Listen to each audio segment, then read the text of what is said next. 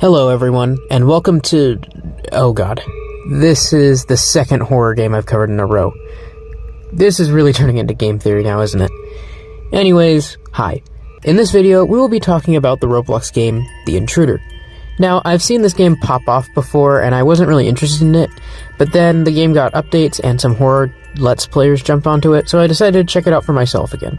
And, oh my goodness, there has been an abundance of lore here just waiting to be explained. So, buckle up everyone, because today I will be explaining to you all the cryptic lore of Roblox's The Intruder.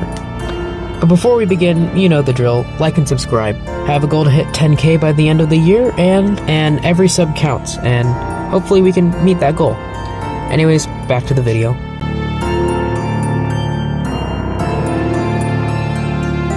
So to get you guys all up to speed, The Intruder is a FNAF-style game that's heavily inspired by the YouTube horror series The Mandela Catalog.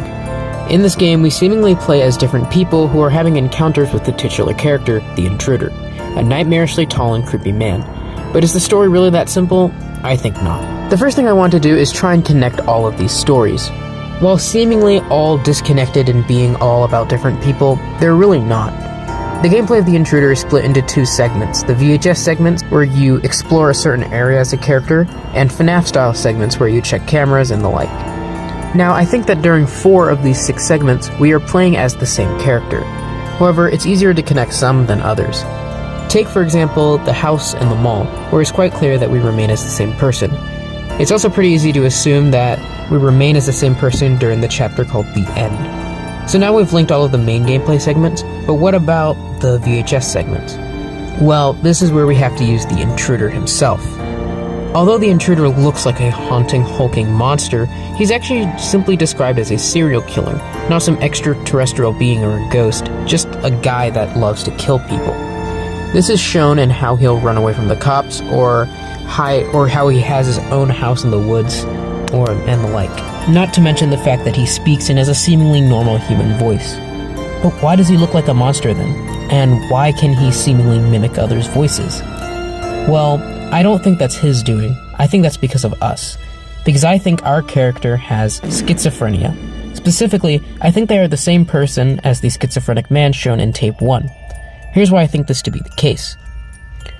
One common theme about all of the chapters is that the Intruder appears the same way. Unless everyone in this town has schizophrenia, it's proof that we remain as the same person throughout a vast majority of these tapes and main gameplay portions. This would also explain another one of the Intruder's powers, his voice mimicking. This could just be our way of processing grief, hearing things, such as which is shown in the end chapter once again, where we hear Sarah's voice, which is something that the player had to spell out a little bit earlier in the chapter, which would make sense because it would have been just on the player's mind. There is also a lot of other symbolisms that relate to this in the final chapter. Everything just fits. There is one small issue with this theory, however, the second and third tapes. In these tapes, it is very clear that we play as different people, one of the missing children named Jason, and another unnamed victim. Tape 3 is pretty self-explanatory. It could be just that the Intruder loves to prey on the mentally ill, especially since the Intruder appears slightly differently in this chapter, which does pay credence to the schizophrenia theory. Tape 2, however, puts us in the shoes of a boy named Jason. Jason is in the serial killer's woods and runs into him. However, in the tape, the Intruder also appears as a monster, and not a normal human being. At first I thought this broke the whole theory, but then it dawned on me. The event was never recorded in the first place. Why would Jason, a lost kid in the woods, have a large recording setup with him that would require a VHS recorder and a tape for it to be played?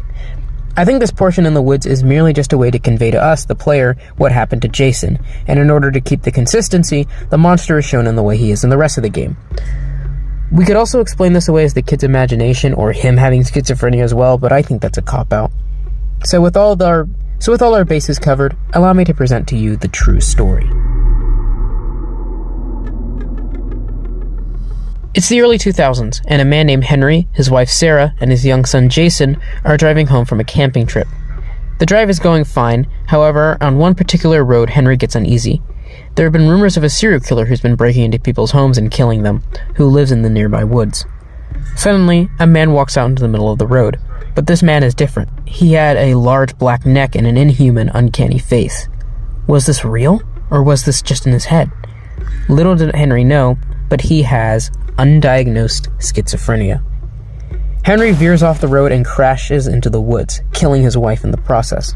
His son, Jason, although being very young, instinctively runs off into the woods with nothing but a flashlight, trying to run to a friend's house, where the murderer finds the boy alone and kills him as well.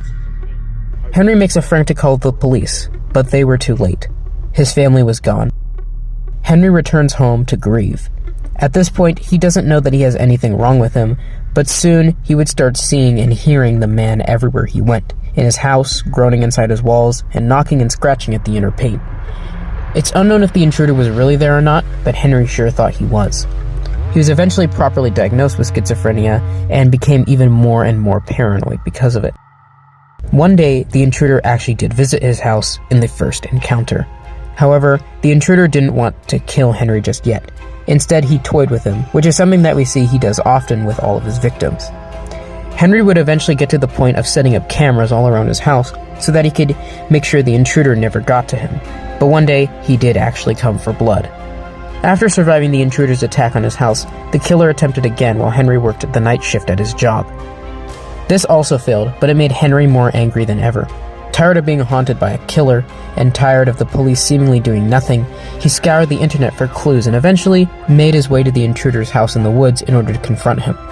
After this very stupid plan fails, all Henry has to show for his adventure is footage of the man and closure on his wife and son's death. And from this point onward, the intruder left Henry alone, which didn't bother him, because where Henry found closure, the intruder found a new victim. And that, my friends, is what I believe to be the full story of the intruder. It's definitely a cryptic tale, and things are definitely told out of order, but all in all, I think this narrative makes sense. But anyways, that's all I've got for this video. If you enjoyed, be sure to like and subscribe, and I'll see you all next time. Bye.